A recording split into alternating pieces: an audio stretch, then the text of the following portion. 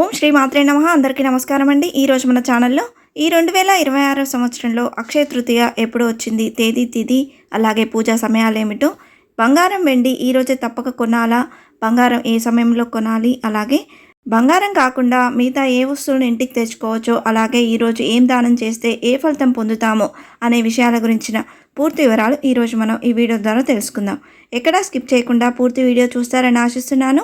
అంతకంటే ముందుగా ఇంతవరకు నా ఛానల్ని సబ్స్క్రైబ్ చేసుకున్న వాళ్ళు ఉంటే సబ్స్క్రైబ్ బటన్ ప్రెస్ చేసి పక్కనే ఉన్న బెల్ ఐకాన్ని ప్రెస్ చేసి అలానే ఆప్షన్ ప్రెస్ చేశారంటే నేను పెట్టే ప్రతి వీడియో మీరు నోటిఫికేషన్ ద్వారా మొదటగా చూసేయవచ్చు. ముందుగా వీడియోలోకి వెళ్ళిపోదాం. అక్షయం అంటే క్షయం లేనిది, అంటే తరిగిపోనిది అని అర్థం. హిందూ పంచాంగం ప్రకారం వైశాఖ శుద్ధ తదియ తిథిని అక్షయ తృతీయగా జరుపుకుంటాం. ఈ పవిత్రమైన రోజున ఎలాంటి శుభముహూర్తం చూడకుండా ఏ పని చేసినా విజయం దక్కుతుందని పండితులు చెప్తున్నారు. ఈరోజు లక్ష్మీదేవిని బంగారంతో అలంకరించి పూజిస్తే ఇల్లు సిరి సంపదలతో కలకల్లాడుతుందన్నది నమ్మకం. ఈ 2026 సంవత్సరంలో అక్షయ తృతీయ ఎప్పుడు వచ్చిందో ఇప్పుడు తెలుసుకుందాం. స్వస్తి శ్రీ చాంద్రమానేన శ్రీ పరాభవనామ సంవత్సరం వసంత ఋతువు వైశాఖ మాసం శుద్ధ తదియ తిథి అనేది ఏప్రిల్ 19 ఆదివారం పగలు 1:49 ప్రారంభమై ఏప్రిల్ 20 సోమవారం ఉదయం 11:29 వరకు ఉందండి. హిందూ పంచాంగం ప్రకారం సూర్యోదయానికి ఏ తిథి అయితే ఉంటుందో ఆ రోజు ఆ తిథిగా పరిగణిస్తాం కాబట్టి సూర్యోదయానికి తదియ తిథి అనేది ఏప్రిల్ 20న ఉన్నది కాబట్టి ఈ 2026 సంవత్సరంలో అక్షయ తృతీయ అనేది ఏప్రిల్ 20 సోమవారం రోజున జరుపుకోనున్నాము. ఈరోజు నక్షత్రం కృతికా నక్షత్రం. లక్ష్మీ కుబేర్ల పూజా సమయాలనేవి ఏప్రిల్ 20 మంగళవారం ఉదయం అంటే తెల్లవారుజామున 4:15 నుండి 7:25 వరకు ఉందండి. ఈ సమయం వీలు కాదు అని అనుకునేవారు మరలా ఉదయం 9:02 నుండి 10:30 లోపుగా పూజ ప్రారంభించుకుంటే మంచిది. అలాగే ఈరోజు బంగారం వెండి వంటి విలువైన వస్తువుల్ని ఏ సమయంలో కొనుగోలు చేయాలి అంటే తదియ తిథి ఎప్పటి వరకు ఉన్నదో ఆ సమయం లోపుగా విలువైన వస్తువుల్ని కొనుగోలు చేసుకుంటే మంచిదండి. మనలో చాలామంది అక్షయ తృతీయ రోజున ఖచ్చితంగా బంగారాన్ని కొనుగోలు చేస్తారు. అయితే వారంతా ఈ విషయాన్ని గమనించాలి. పురాణాల ప్రకారం కలిపురుషుడు 5 స్థానాల్లో ఉంటాడు. అందులో ఒకటి పసిడి. బంగారాన్ని అహంకారానికి హేతువుగా పరిగణిస్తారు. అంటే అక్షయ తృతీయ రోజున కలిపురుషుడిని ఇంట్లోకి తీసుకొచ్చి అహంకారాన్ని మరింత పెంచుకోవడమే అర్థమని కొందరి వాదన. అయితే ఈ రోజున బంగారం కొనాలనే ప్రచారం ఎందుకు వచ్చిందంటే ఈ పర్వదినాన బంగారం కొనడం కాదు, దానం చేయాలన్నది అసలు విషయం. అయితే బంగారం కొనే శక్తి సామర్థ్యాలు చాలామందికి ఉండవు. అందుకే ఆహారం, వస్త్రాలు దానం చేయడం వల్ల శుభ ఫలితాలు వస్తాయని పెద్దలు చెప్తారు. అక్షయ తృతీయ వంటి పవిత్రమైన రోజున భూలోకంలోకి బంగారం మొదటిసారిగా గండకీ నదిలోని సాలగ్రామాల గర్భం నుంచి వైశాఖ శుద్ధ తదియ తిథి నాడు ఆవిర్భవించింది. అందుకే ఈ రోజును అక్షయ తృతీయగా జరుపుకుంటారు.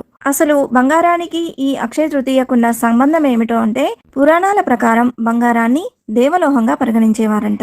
బంగారానికి హిరణ్మయి అనే మరో పేరు కూడా ఉంది. అందుకే ఈరోజు బంగారాన్ని కొనుగోలు చేస్తుంటారు. అందరూ అది కొనలేరు కాబట్టి లక్ష్మీదేవికి సూచకంగా భావించేటువంటి చీపురును కానీ, గల్లుప్పును కానీ, నూనెను కానీ, మట్టి కుండను కానీ, ఆవు నెయ్యిని కానీ ఇంటికి తీసుకురావచ్చు. సాధారణంగా బంగారం అనేది అలంకరణ చేసుకోవడమే మాత్రమే కాకుండా మన అవసరాలకు తగ్గట్టు ఉపయోగపడే వస్తువు. అంటే ఆర్థికంగా ఏమైనా పరిస్థితులు ఎదుర్కొన్నప్పుడు ఈ బంగారం ఉపయోగపడుతుంది. అందుకే అక్షయ తృతీయ రోజు దీన్ని కొనడం వల్ల అదృష్టం కలిసి వస్తుందని ప్రతి ఒక్కరూ విశ్వసిస్తారు. అందుకే ఈరోజు బంగారాన్ని కొనుగోలు చేస్తుంటారు. శివయ్య అనుగ్రహంతో కుబేరుడు సంపదలకు రక్షకుడిగా నియమితుడైనది అక్షయ తృతీయ రోజే. మహాలక్ష్మిని శ్రీహరి వివాహం చేసుకున్న శుభదినంగా కూడా ఈ రోజును పేర్కొన్నారు. అంతేకాకుండా ఈ రోజున చేసే యజ్ఞయాగాది క్రతువులు, పూజలు, జపాలు దివ్యమైన ఫలితాలనిస్తాయని పార్వతీదేవికి శివుడు చెప్పినట్టుగా మత్స్య పురాణం చెబుతుంది. ఈ రోజున దాన ధర్మాలు చేస్తే అద్భుతమైన ఫలం సిద్ధిస్తుందని నారద పురాణం చెబుతుంది. అక్షయ తృతీయ రోజున మాంసం, మద్యం, వెల్లుల్లి, ఉల్లిపాయలు మొదలైన వాటిని అపవిత్రమైనవి లేదా తామసమైనవిగా పరిగణించడం వల్ల వాటిని దూరంగా ఉంచండి. ప్రతికూల ఆలోచనలు, భావోద్వేగాలకు దూరంగా ఉండాలి. ఈ రోజున ఎవరికైనా డబ్బు ఇవ్వడం లేదా రుణం ఇవ్వడం అశుభం అని భావిస్తారు. ఇలా చేయడం వల్ల ఇంటిలోని సిరి సంపదలు మరొకరికి దగ్గరకు వెళ్తుందని నమ్మకం. ఈ రోజున ఎట్టి పరిస్థితుల్లోనూ గొడవలు పడకూడదు.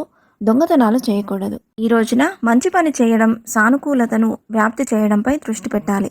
జీవితంలో సుఖ సంతోషాలను ఆహ్వానించాలనుకుంటే కొన్ని చర్యలు తప్పనిసరి. ఈరోజు ఏ వ్రతం చేసినా, ఏ పూజ చేసినా, ఏ హోమం నిర్వహించినా ఫలం అక్షయం అవుతుందని నమ్మకం. సింహాచలంలో వరాహ నరసింహస్వామికి ఏటా చందనోత్సవం జరుగుతుంది. ఈరోజు మూల విరాట్టు మీద ఉన్న చందనాన్ని తొలగించి స్వామివారి నిజ రూపాన్ని దర్శించే భాగ్యాన్ని కల్పిస్తారు. ఆ రోజు ఓ కొత్త కుండలో కానీ పూజాలో కానీ మంచినీరు పోసి దాహార్తులకు శ్రద్ధతో సమర్పిస్తే ఎన్ని జన్మల్లోనైనా నీటికి కొరత ఉండదని నమ్మకం. ఈ రోజున అతిథులకు, అభాగ్యులకు పెరుగన్నంతో కూడిన భోజనం సమర్పిస్తే ఏ రోజు ఆకలితో మనం అలమటించాల్సిన రోజు రాదని నమ్మకం. ఈ రోజున వస్త్రదానం, స్వయం పాకం, దక్షిణ తాంబూలాదులు సమర్పించుకుంటే మన ఉత్తర జన్మల్లో వాటికి లోటు రాదు. అలాగే గొడుగులు, చెప్పులు, విసనకర్రల వంటివి దానం చేస్తే ఎంతో పుణ్యం లభిస్తుందంట. ముఖ్యంగా ఈరోజు నిషిద్ధ కర్మల జోలికి వెళ్ళకపోవడం ఎంతో శ్రేయస్కరం.